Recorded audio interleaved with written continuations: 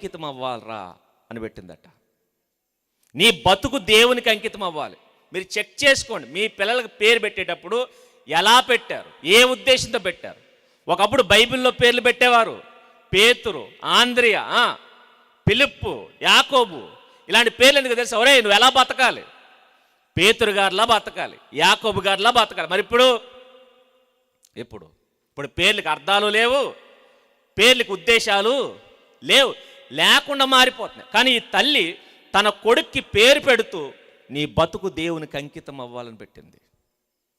ఎవరు ఈ తల్లి అంటే కొందరు బైబిల్ పండితులు అంటారు ఎవరో కాదు, ఆ లెమూయేలు సొలొమోను గారే అంటారు. సొలొమోను గారే, అతని తల్లి బత్షెబా అని మాట్లాడతారు. ఎందుకంటే ఎవరు సొలొమోను గారికి చాలా పేర్లు ఉన్నాయి. చాలా పేర్లలో లెమూయేలు కూడా ఒక పేరు అని మాట్లాడతారు. మరికొంతమంది మాట్లాడుతూ లేదు ఆవిడ బత్షెబా కాదు, ఆయన సొలొమోను కాదు. ఇశ్రాయేలును పరిపాలించిన రాజుల్లో ఈ పేరు ఎవ్వరికీ లేదు. యోధా రాజుల్లో కానీ ఇశ్రాయేల్ రాజుల్లో కానీ ఈ పేరు కలిగినటువంటి రాజు ఎవరూ లేరు. మరి ఎవరి రాజు అంటే అన్య దేశాన్ని పాలించినటువంటి రాజు అని చెప్పేవాళ్ళు కూడా ఉన్నారు. ఎందుకంటే యూదులే కాదు దేవుని అనుసరించడం, చాలామంది అన్యులు కూడా అనుసరించారు. అంతెందుకు, నెబుకద్నెజర్ రాజే దేవుణ్ణి ఫాలో అయ్యాడు. తెలుసు కదా మనకి. షడ్రక్, మేషక్, అబేద్నెగోలు అడ్డంగా నిలబడి దేవుని నిరూపించిన తర్వాత రాజే మారిపోయి అన్నాడు, ఇదిగో ఈయనే దేవుడు, ఈ దేవుడు తప్ప ఇంకొక దేవుడు లేడని ఒక శాసనం చేసి ఆ దేవుణ్ణే ఫాలో అయ్యాడు. అలాగే శాబాదేశపు రాణి, అన్యదేశపు రాణి, ఆవిడ కూడా ఎవరు నమ్మింది? యెహోవా దేవుని నమ్మింది, ఆయన ఫాలో అయింది. అలా బయట వాళ్ళు కూడా దేవుణ్ణి ఫాలో అయ్యారు. అలాగే ఈయన కూడా బయట దేశాన్ని పాలించినటువంటి రాజు. ఆ దేశం పేరేంటంటే మస్సా అంటారు. మస్సా అనే దేశానికి సంబంధించినటువంటి రాజు. ఎవరి మస్సా అంటే ఇష్మాయేలు కుమారులలో 12 మంది ఉంటారు. అబ్రహాము గారు కుమారుడు ఎవరు? ఇస్సాకు. ఇస్సాకు అంటే ముందు పుట్టిన ఆయన ఇష్మాయేలు. ఇష్మాయేలు సంతానం 12 మంది అయితే 12 మంది 12 రాజ్యాలను పాలించారు. ఆ 12 మంది కొడుకుల్లో కొడుకు పేరు మస్సా. ఆయన పాలించిన రాజ్యానికి అదే పేరు పెట్టారు. తర్వాత కాలంలో ఆ మస్సా అనే రాజ్యాన్ని ఈ లెమూయేలు పాలించాడట. ఈ లెమూయేలు కాబట్టి ఆ మస్సా రాజ్యాన్ని పాలించినటువంటి ఆ రాజే ఈ లెమూయేలు.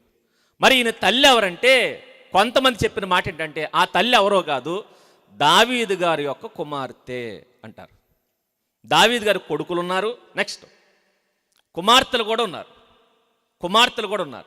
కాబట్టి రాజుగారు కుమార్తె కాబట్టి వేరే దేశానికి చెందినటువంటి రాజు ఆయన పెళ్లి చేసుకున్నాడట. ఈ మస్సా దేశానికి చెందినటువంటి రాజు దావీదు గారి కుమార్తెని పెళ్లి చేసుకున్నాడట. పెళ్లి చేసుకున్నప్పుడు ఈవిడ చాలా భక్తి కలిగినటువంటి స్త్రీ, భయభక్తులు కలిగినటువంటి స్త్రీ. తండ్రి దగ్గర నుంచి భక్తి నేర్చుకుంది. తండ్రి భక్తిని చూస్తూ పెరిగిన ఆ తల్లి తండ్రి దగ్గర నుంచి భక్తి నేర్చుకుని అన్యదేశానికి వెళ్ళిన దేవుణ్ణి ఆరాధించడం మాత్రం మానలేదు. పైగా తనకు ఒక కొడుకు పుడితే ఆ కొడుక్కి ఆ భయభక్తులు నేర్పించిందట. అందుకే ఈవిడ దావీదు గారి కుమార్తె. ఈయన దావీదు గారి కుమార్తె యొక్క కుమారుడు అని చెప్తుంటారు. కుమారుడు ఎవరైతేనే కానీ ఒక మంచి తల్లి. ఆ తల్లి తన కొడుక్కి చెప్పిన మాటలు ఏ టైంలో చెప్పింది అంటే ఆ తల్లి దగ్గరకట ఆ కొడుకు వచ్చాడు. ఇంకా చెప్పాలంటే బాల్యములోనే లేదా బాల్యము దాటి యవ్వనంలోకి రాగానే పట్టాభిషేకం చేశారు. పట్టాభిషేకం యవన కాలములోనే సింహాసనం ఎక్కేశాడు. సింహాసనం ఎక్కిన తర్వాత చిన్నప్పటి నుంచి భయభక్తులతో పెరిగిన ఈయన తల్లి దగ్గరకు వచ్చి తల్లి పాదాలకు దండం పెట్టి, అమ్మా నా వయసుకు మించిన బాధ్యత నా మీద పెట్టారు, నేను ఇప్పుడు ఏం చేయాలి? రాజ్యాన్ని పాలించాలి. ఎలా పాలించాలమ్మా అని చెప్పి తల్లిని అడిగాడట.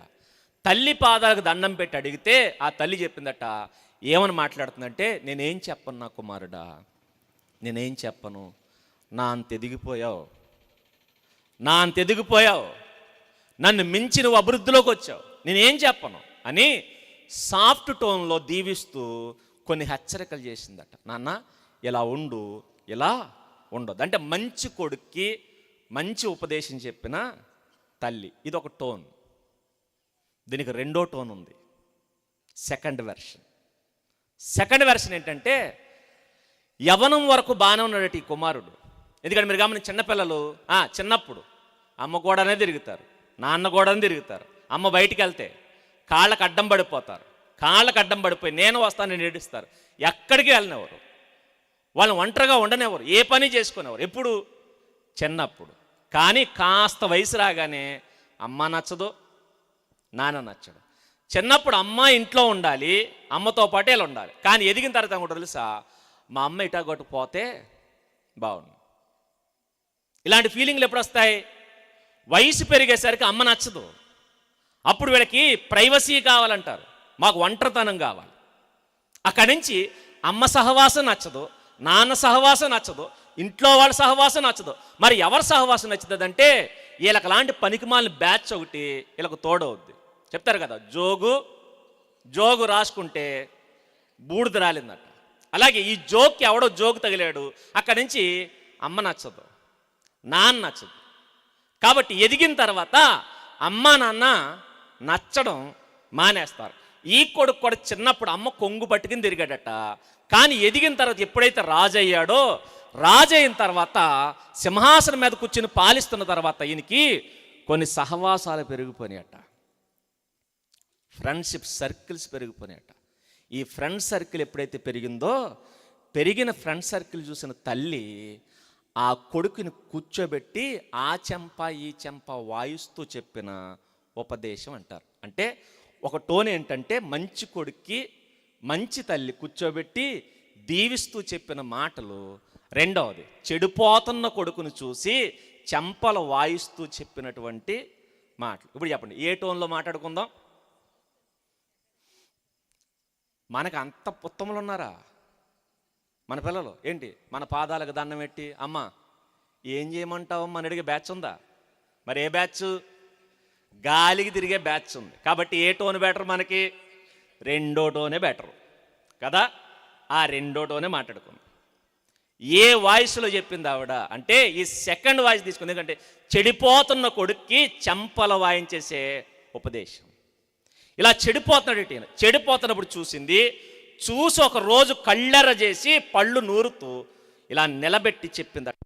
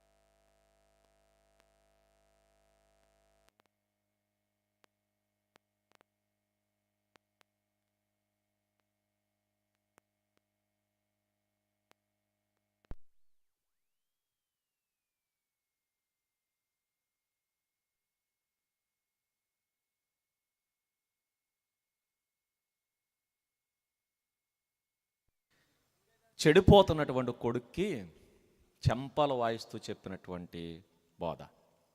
ఏంటా బోధ అంటే స్టార్ట్ చేసింది చూడండి. ఏమంటుంది? 2వ వచనం, నా కుమారుడా అంది. నా కుమారుడా. మీరు గమనించండి, సాఫ్ట్ టోన్లో అయితే నా కుమారుడా, రఫ్ టోన్ అయితే కుమారుడికి ఇంకో పేరుంది, పర్యాయ పదం తెలుగులో. ఏంటది? కొడుకా కాదు, రేయ్ అదన్న. నేనంటే బాగోదు, అలా నిలబెట్టి తిడుతుందవు. రాయ్ నిన్నేమనాలిరా, నిన్నేమనాలి అని మాట్లాడుతుంటాను చూడండి. నిన్నేమనాలి, నిన్నేమందును అని మాట్లాడుతూ నిన్నేమనాలి. నేను కన్నా నువ్వెవరో తెలుసా? ఫస్ట్ తన అదార్తి. ఏంటి అదార్తి అంటే నేను నిన్ను కన్నాను. పిల్లల మీద ఎప్పుడు మన అదార్తి ఉండాలి. ఏంటో తెలుసా? నేను నిన్ను కన్నాను, నేను నిన్ను కన్నాను, నేను కంటే పుట్టావు, నీ మ్యానుఫ్యాక్చరింగ్ నాదే, నా రక్తం దారిపోస్తే పుట్టావు, నేను నిన్ను కన్నాను. అదార్టి చెప్పండి, అదార్టి చెప్పండి. నీ మీద సర్వ హక్కులు ఉన్నాయి. ఎందుకంటే ఒక కవిత రాశారనుకోండి, కింద అంటారు సర్వ హక్కులు రచయితవి. ఒక పుస్తకం రాస్తే సర్వ హక్కులు రచయితవి. ఒక వస్తువు తయారు చేస్తే సర్వ హక్కులు ఆ కంపెనీవి. అలాగే ఇప్పుడు మీరు కన్నారు, సర్వ హక్కులు ఎవరివి? ఆ తల్లి అర్థం అది. నేను నిన్ను కన్నాను, నేను నిన్ను కన్నాను అంటే నీ మీద సర్వ హక్కులు నావి. ఎప్పటి వరకు? ఎప్పటి వరకు? 18 సంవత్సరాలు వచ్చే వరకు అనుకున్నారు. మనకేంటంటే ఎప్పటి వరకు మన హక్కులు? ప్రభుత్వం ఇచ్చిందట ఏంటి?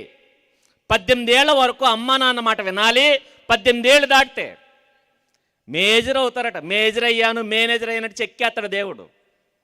కుదరవేక. నువ్వు చచ్చే వరకు తల్లికి తండ్రికి విధేయత చూపించాలి. సర్వ హక్కులు వాళ్ళవే, సర్వ హక్కులు వాళ్ళవి. నీ లైఫ్ మీద సర్వ హక్కులు వాళ్ళవే. నాటకాలు ఆడకండి. ఒకవేళ ఇలా ఆడితే ఏం జరుగుద్దంటే, తల్లిని తండ్రిని సన్మానిస్తే ఏమవుతారు? చెయ్యకపోతే పోతారు మధ్యలో, పోతారు మధ్యలో. దానికి అర్థం అది. తల్లికి తండ్రికి సర్వ హక్కులు ఉన్నాయి. ఎందుకంటే మిమ్మల్ని కన్నారు. లేదు గవర్నమెంట్ ఇచ్చిందంటే గవర్నమెంట్ ఇచ్చిందేమో, గాడ్ ఇవ్వలా, దేవుడు మీకు ఇవ్వడు. అందుకే 18 ఏళ్ళు వచ్చేంత వరకు గుంటగా నక్కల్లా చూస్తున్నారట. ఏమొస్తుంది? మాకు అధికారాలు వస్తాయి, మాకు హక్కులు వస్తాయి. తర్వాత ఎక్కడ పరిగెడతాం? పోలీస్ స్టేషన్ పరిగెట్టి అమ్మ మీద కేసు, నాన్న మీద కేసు, తేడా వస్తే పాస్టర్ గారి మీద కూడా కేసు. పిచ్చి పిచ్చి నాటకాలు ఇక్కడ ఆడితే ఇక్కడ నా సాగుతా అనుకున్నారు. పైన ఒక ఆయన ఉన్నాడు. లా మనకి ఎక్కడే కాదు, ఎక్కడుంది? పైనుంచి కూడా ఒక లా ఉంది. ఇంకా చెప్పాలంటే ఈ అధికారులకు లోబడమని ఎవరు చెప్పారు? ఆ అధికారి చెప్పాడు. కాబట్టి ఈ చట్టానికి లోబడుతూ, ఈ చట్టానికి మించి ఇంకో చట్టం ఉంది క్రైస్తవులుగా మనకి. ఆ చట్టం నువ్వెల్లప్పుడు నీ ముందు పెట్టుకోవాలి. కాబట్టి ఈ తల్లి అంటుంది, రాయ్ నేను కన్నాను రా, నీ మీద నాకు హక్కు ఉంది. మళ్ళీ పైగా ఎలా కన్నాను తెలుసా? నువ్వు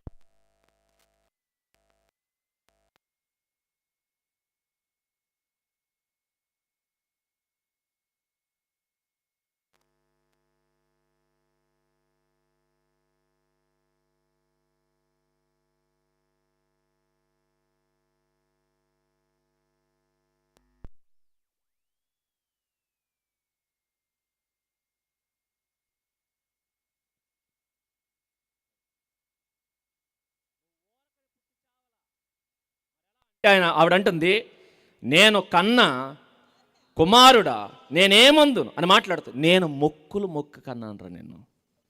ఎలాగన్నా? నువ్వు ఓరకనే పుట్లా, నువ్వు కడుపును పడకపోతే నువ్వు పడాలని చెప్పి మొక్కాను. ఎక్కడికి? మందిరానికి వెళ్ళి మొక్కి మొక్కి నేను కన్నాను రా. నీ కోసం కన్నీళ్లు గార్చాను, నీ కోసం ఉపవాసాలు నేనే కాదు, నాతో పాటు నా సంఘం ఉంది, నా సేవకుడు ఉన్నాడు, నా సేవకురాలు ఉన్నారు. ఇంతమంది కలిసి కన్నీళ్లు కారిస్తే అప్పుడు పుట్టి చచ్చావు, అప్పుడు పుట్టి చచ్చావు. నేను నిన్ను మొక్కి మొక్కి కన్నాను రా. పైగా నీకు హెల్త్ బాగోకపోతే, నీ ఆరోగ్యం బాగుండాలని మరలా మొక్కాను. మొక్కుతున్నారా లేదా? మొక్కలేదా? మొక్కుతాం.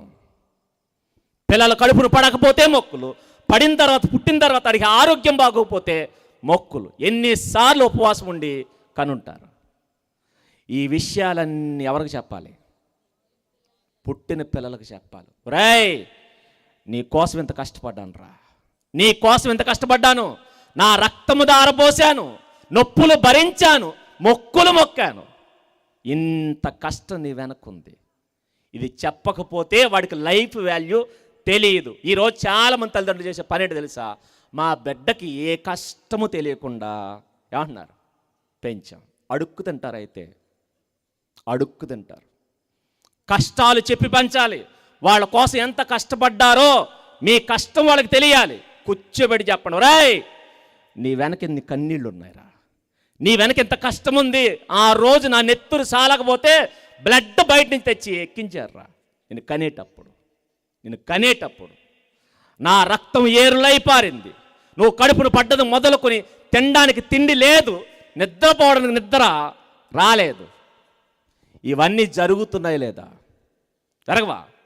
బిడ్డ పడగానే వాంతులు మొదలవుతాయి, నిద్ర రాదు, వచ్చిన మనశ్శాంతి ఉండదు. ఇవన్నీ తల్లి పడే ప్రయాస కాదు, వేదన. మీరు గమనించండి, పురుషుడిది కష్టం కానీ స్త్రీది వేదన. దేవుడు ఆదాముకు చెప్పిన మాట ఏంటి తెలుసా? పురుషుడిది శ్రమ, పురుషుడిది వేదన. అందుకే పురుషుడు శ్రమ దారపోస్తే, చెమట దారపోస్తే, స్త్రీ చెమట కాదు పిల్లల కోసం దారపోసేది ఏంటి? రక్తము దారపోయాలి, నెత్తురు బయటకు వస్తుంది. అందుకే ఆవిడది గర్భవేదన, విడిది. తండ్రిది శ్రమ అయితే తల్లిది వేదన అనుభవించి పిల్లలు కట్టున్నారు.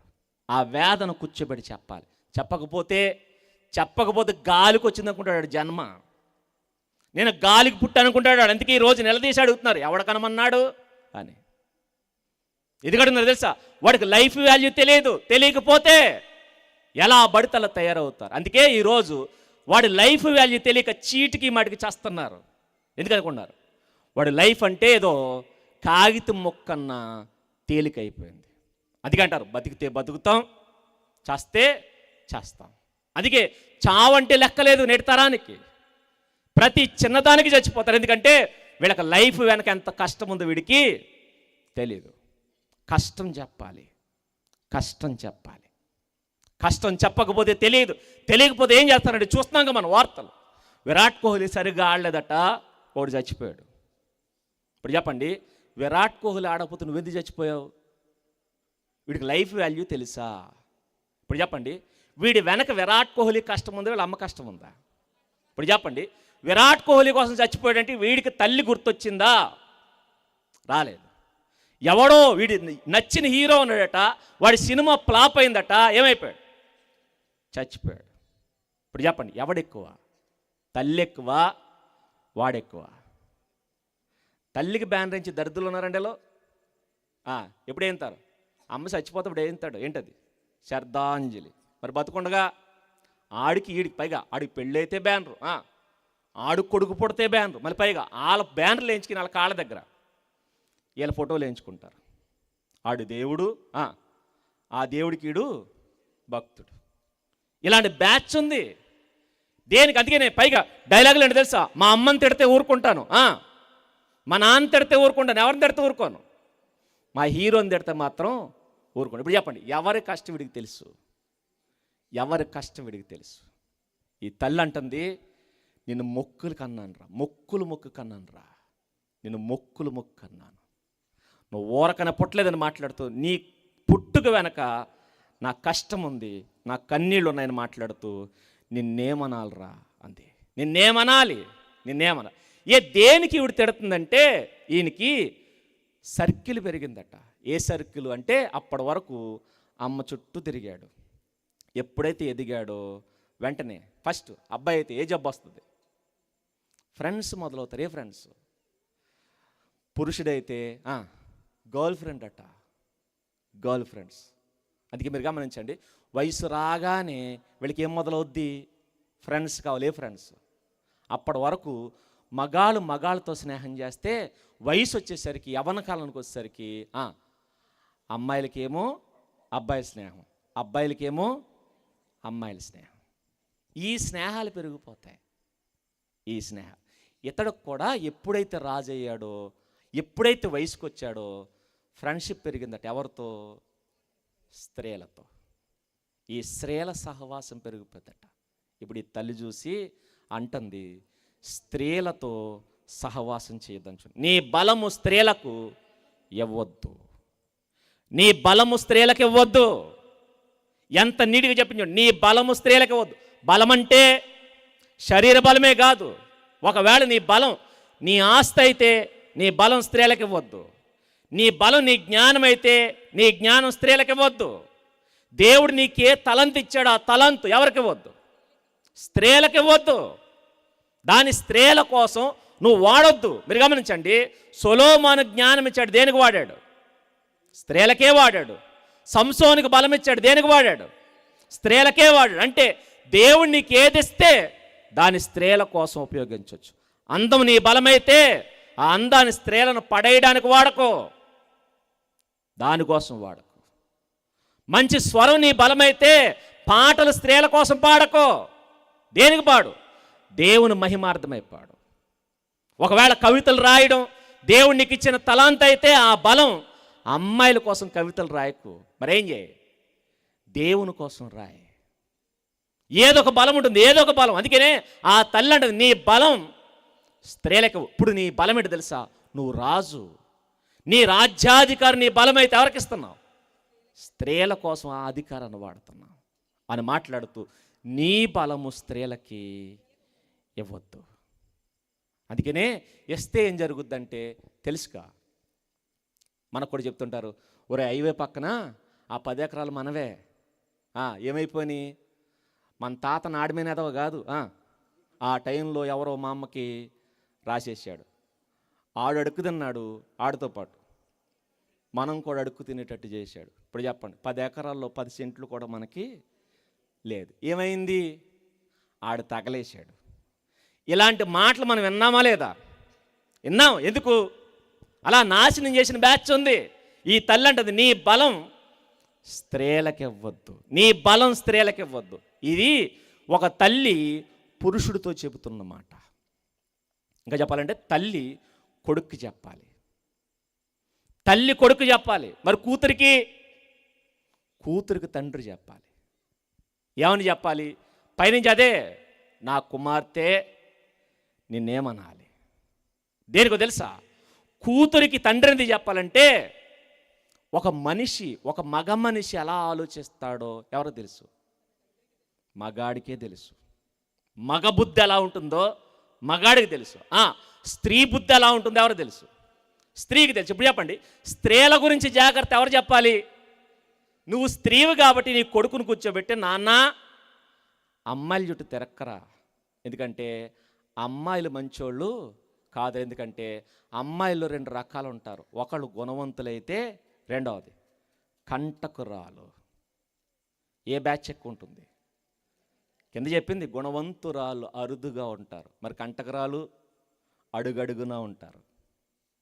అడుగడుగున ఒక స్త్రీ, కంటకురాలైన స్త్రీ ఎలా ఆలోచిస్తాదో స్త్రీగా నీకు తెలుసు, స్త్రీగా నీకు తెలుసు. కాబట్టి స్త్రీ ఎలాంటి లాలన మాటలు మాట్లాడుతుందో, స్త్రీ ఒక మనిషిని ఎలా లోబరుచుకుంటుందో స్త్రీగా, స్త్రీ బుద్ధి నీకు తెలుసు. కాబట్టి కూర్చోబెట్టి కొడుక్కి, నాన్న స్త్రీలతో జాగ్రత్త. పురుషుడి బుద్ధి ఎవరికి తెలుసు? పురుషుడికి తెలుసు. కాబట్టి కూతురుని కూర్చోబెట్టి, అమ్మా జాగ్రత్త, మగాడు మంచోడు కాదు. ఇంకా చెప్పాలంటే వాడు ఎలా ఆలోచిస్తాడు నీకు తెలుసు. ఒక అమ్మాయిని ఒక పురుషుడు ఎక్కడెక్కడ చూస్తాడు, ఎలా చూస్తాడు, చూసి ఏమనుకుంటాడు, ఏ మనసులో ఫీల్ అవుతాడు. ఫీల్ అవడమే కాదు, ఆ అమ్మాయిని అనుభవించాలన్న కోరిక వాడికి పుట్టిన తర్వాత, ఒకవేళ అనుభవించేసిన తర్వాత ఆ అమ్మాయిని ఎలా చూస్తాడో పురుషుడిగా నీకు తెలుసు. మీరు గమనించండి, పురుషుడిగా నేను చెప్తున్నాను, ఒక పురుషుడు బుద్ధి సరైన బుద్ధి కాదు, అస్సలు కాదు. పొరపాటున మీరు గనక పెళ్ళికి ముందే, మీ బలం ఏంటి? మీ బలం అందం. మీ బలమైతే ఆ అందాన్ని వాడికి ఇచ్చారా, తర్వాత ఎంత హీనంగా చూస్తాడు తెలుసా? ఎంత హీనంగా. మీరు గమనించండి, ఇంట్లో వాడుకునే ప్లేట్ అయితే కడుక్కి ఏం చేస్తాం? మరలా సెల్ఫ్లో పెట్టుకుంటాం. నిన్ను తినేసిన ప్లేట్ల ఇంట్లో ప్లేట్ల చూడడం. మరేం చూస్తాడు? పెళ్ళిళ్ళలో పెడతారే ఆకు, ఇస్తరా ఆకు, తినేసిన తర్వాత మడత పెట్టి ఎక్కడ? పెంట కుప్ప మీద పడేస్తాడు. ఆ పెంట కుప్ప మీద పడేసిన తర్వాత అదేంటి? కుక్కలు తినడానికి కూడా తప్ప దేనికి పనికిరాదు. నిన్ను కూడా ఒక మనిషి, ఒక మగ మనిషికి పెళ్ళికి ముందే నీ శరీరాన్ని అప్పగించావా, వాడు ఎలా చూస్తాడు తెలుసా? తినేసిన తర్వాత ఎలా చూస్తాడు తెలుసా? ఆ ఎంగిలి ఇస్తారు కన్నా దారుణంగా చూస్తాడు. నిన్ను లూజ్ అనుకుంటాడు, వాడు క్యారెక్టర్ లెస్ అనుకుంటాడు. ప్రేమ అనకండి దీన్ని, అస్సలు ప్రేమ కాదు. ప్రేమ అనేది ఒకరికొకరు పెళ్ళైన తర్వాత మాత్రమే మొదలవ్వాలి. దేవుడు పెట్టిన కండిషన్. ఎప్పుడు ప్రేమించమన్నాడు? పురుషులారా చెప్పండి, ప్రేమించి పెళ్లి చేసుకోండి అనలా. మరేమన్నాడు? మీ భార్యలను పెళ్ళైన తర్వాత ప్రేమించాలి. పెళ్ళైన తర్వాత ప్రేమ, పెళ్ళైన తర్వాత పెళ్ళి చేసుకున్న భార్య మీద మొదలవ్వాలి. ఎలా మొదలవ్వాలి? ఎందుకంటే పెళ్ళైన కాడి నుంచి అందం ఉండదు.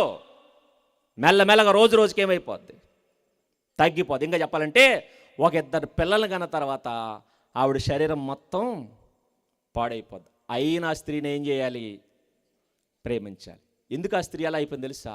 నీ వంశాన్ని నిలబెట్టడానికి ఆ స్త్రీ తన శరీరాన్ని త్యాగం చేసింది. అది పురుషుడు గ్రహించాలి. అది ఎప్పుడు గ్రహిస్తాడు తెలుసా? పెళ్ళికి ముందు నిన్ను టచ్ చేయనివ్వకుండా పెళ్ళైన తర్వాత నువ్వు అర్పిస్తే శరీరాన్ని, అప్పుడు అనుకుంటాడు పెళ్ళికి ముందు నాకు ఇవ్వలేదు, పెళ్ళైన తర్వాత ఇచ్చింది. ఎందుకో తెలుసా? నా వంశాన్ని కాపాడడానికి. తన శరీరాన్ని, తన ప్రాణాన్ని పణంగా పెట్టి నా కోసం ఏం చేసింది? బిడ్డలను కందని చెప్పి అప్పుడు ప్రేమ మొదలవుతుంది. మీరు ముందే ఇచ్చారనుకోండి, మిమ్మల్ని ఎంత నీచంగా లెక్కేయాలో అంత నీచంగా లెక్కేస్తాడు. ఇది ఎవడో తెలుసు? మగాడికి తెలుసు. ఒక స్త్రీని ఎప్పుడు ఎలా లెక్కేస్తాడో పురుషుడికి బాగా తెలుసు. అందుకనే కూర్చోబెట్టి కూతురికి తండ్రి చెప్పాలి, అమ్మా మగాడి బుద్ధి మంచిది కాదు, మగాళ్ళతో జాగ్రత్త, వాళ్ళ దగ్గర నీ మాటల జాగ్రత్త, వాళ్ళ దగ్గర నీ ప్రవర్తన జాగ్రత్త, వాళ్ళ దగ్గర నీ క్యారెక్టర్ జాగ్రత్త, చాలా జాగ్రత్తగా ఉండు, చాలా జాగ్రత్తగా ఉండు. కూతురికి తండ్రి చెప్పాలి, తండ్రి చెప్పాలి. మీరు చెప్పకపోతే ఎక్కడ నేర్చుకుంటారో తెలిసి వీళ్ళందరూ ఎక్కడ? వీళ్ళకి పాఠాలు నేర్పించే పాఠశాలలో ఉన్న బయట ఏంటవి? సినిమాలు. అందుకని పనికి మళ్ళీ సినిమాలు తీసి 10 ఏళ్లకే ప్రేమ, 10 ఏళ్లకే 10th క్లాస్ లవ్ స్టోరీలు, లేదంటే బాల్య పిల్లలుగా ఉన్నప్పుడే ప్రేమలు, ఇలాంటి సినిమాలు. చిన్న పిల్లలుగా ఉన్నప్పుడే ప్రేమలు. ఇలాంటి పనికి మాలిన విషయాలు వాళ్ళు నేర్పిస్తారు. అక్కడ నేర్చుకోకూడదంటే ఫస్ట్ ఇంట్లో కూర్చోబెట్టి నువ్వు నేర్పించాలి. అమ్మా మగాడు బుద్ధి మంచిది కాదు. మళ్ళీ పైగా మీ బలం, మీ శరీరం గుర్తుపెట్టుకోండి. ఎంత విలువైంది తెలుసా? ఎంత విలువైందో మీరు గమనించండి. మీ శరీరం చాలా విలువైంది. ఇది స్త్రీలుగా మీకు తెలీదు, స్త్రీలుగా మీకు తెలీదు. పురుషుడిని తయారు చేయడానికి తల్లి గర్భంలో ఎన్నేళ్ళు పడుతుంది? ఎన్నేళ్ళు? 9 నెలలు. ఎవరికి? దేవుడికే పురుషుని తయారు చేయడానికి 9 నెలలు. స్త్రీకి ఎన్నేళ్ళు? అంటే ఇప్పుడు చెప్పండి, పురుషుడి కన్నా స్త్రీని తయారు చేయడానికి ఇంకో నెల ఎక్కువ టైం పట్టింది. ఎవరికి? దేవుడు. ఇప్పుడు చెప్పండి, ఎవరి శరీరం విలువైంది? అందుకనే దాచుకోమంటాం. మీ శరీరం చాలా విలువైంది. ఇంకా చెప్పాలంటే మట్టి తెచ్చి ఇంటి ముందు పడేస్తాం ట్రక్కులతో. బంగారం తెస్తే మట్టి అలా ఓపెన్గా తెస్తాం. మరి బంగారం బాక్సులు పెట్టి తెస్తాం. తెచ్చి ఎక్కడ? బీరువాలో పెడతాం. ఎందుకు? మగాడు చొక్కా లేకుండా తిరిగిన ప్రాబ్లం లేదు. మీరు ఇలా ఏమనుకుంటారంటే, అమ్మ ఒళ్ళు దాచుకోండి అమ్మ అంటే, చెప్పండి, కోపాలు వచ్చేస్తుందండి చాలామందికి. కోపాలు వచ్చేస్తాయి. నువ్వు విలువైన దానివి, నువ్వు వజ్రంతో సమానం. నీ శరీరం డైమండ్ కన్నా విలువైంది. దాన్ని భద్రంగా దాచుకోవాలి, భద్రంగా.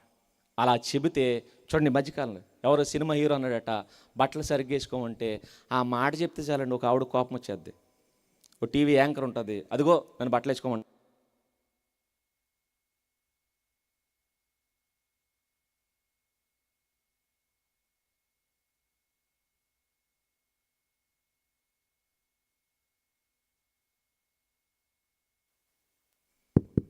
రైట్.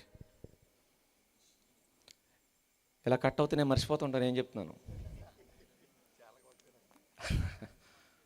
మనంతా ఫ్లోలో వెళ్ళిపోవాలి, లేదనుకో ఏం చెప్తున్నాను మర్చిపోతుంటాను మధ్యలో. చెప్పండి ఏం చెప్తున్నాను. రైట్. యాంకర్కి తెక్కోపం వచ్చేద్దండి.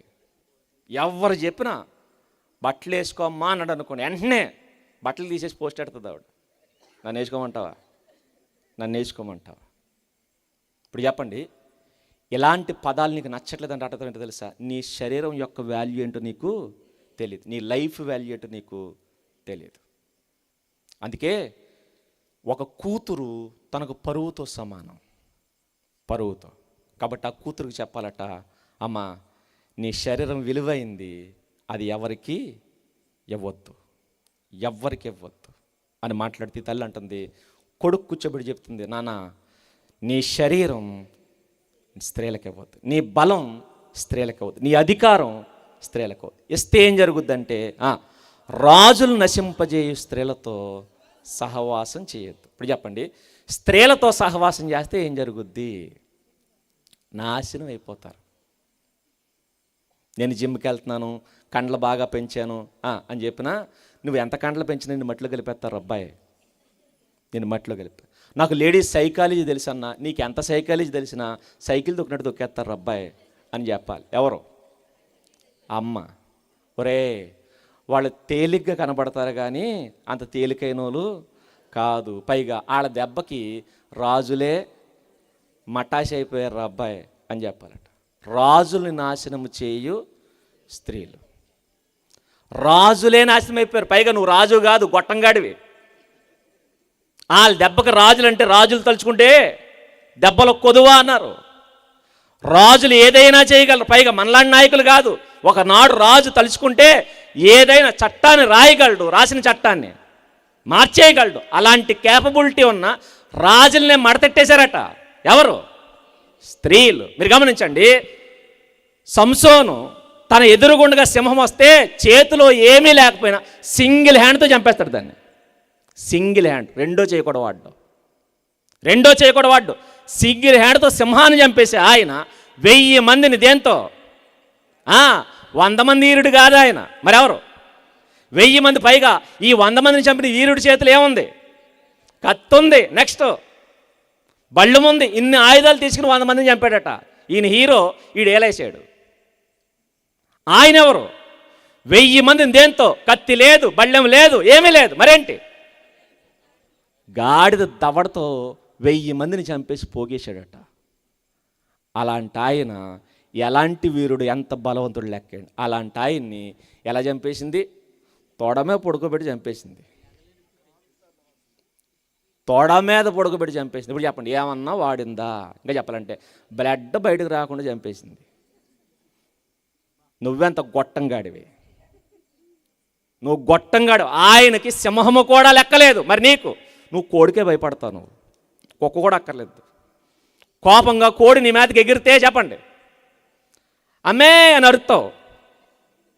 సింహానే లెక్క చేయను నేను చేసింది, చిదిమేసింది అంతే. చెప్పండి కూర్చోబెట్టి, ఎవరు? మీ పిల్లలకు కూర్చోబెట్టి, ఒరే అబ్బాయి అమ్మాయిని తిరిగితే ఏమవుద్ది? రాజుల్ని నాశనం చేసేసారు వాళ్ళు. కంటకురాలైన స్త్రీ రాజును సైతం నాశనం చేస్తుంది. సొలొమోనంత జ్ఞానవంతుడు, ఆయనకు అసలు తెలియంది లేదు. అలాంటి ఆయన అన్నాడు, నాకు 1000 మందిలో కూడా ఒక్క ఆవిడ కూడా మంచిది కనబడలేదన్నాడు.